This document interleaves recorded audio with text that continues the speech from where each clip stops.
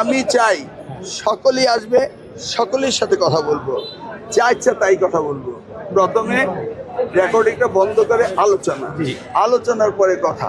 এখন আমি যখন আলোচনা যাই সেটা রেকর্ডিং করলে হবে না, এইটাই আমি বলছি।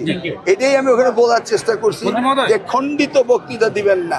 আমি হচ্ছি বাংলাদেশে সবচেয়ে বেশি সাংবাদিক ফ্যান।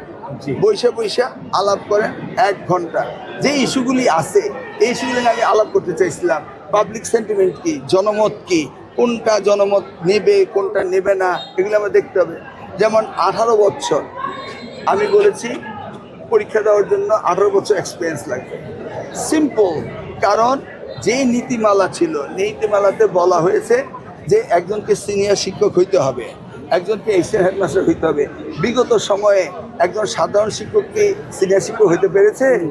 একজন কি এশিয়ান হেডমাস্টার হতে পেরেছে? একজন কি হেডমাস্টার হতে পেরেছে? সবাই পারেনি।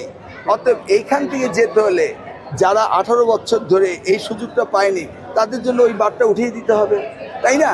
সেই জন্য আমি বলেছি 18 বছরের এক্সপিরিয়েন্স যারা আছে তারা সকলে পরীক্ষা দিতে পারবে। এরপরে যখন আমরা সব কিছু সেটেল করে ফেলতে পারবো তারপরে আমরা চলে যাব, এরপরে নীতি নির্ধারণ হবে সেইভাবে। এখন আমরা যাত্রা শুরু করেছি, একটা একটা করে অ্যাড্রেস করছি, অ্যাড্রেসগুলি শেষ হোক। দেখলেন তো কত দাবি শুনছেন। নগদ নিয়ে এলো হার না মানা হার অফার। সর্বনিম্ন 10,000 টাকা রেমিটেন্স নগদে পাঠালে থাকছে স্বর্ণের হার জেতার সুযোগ।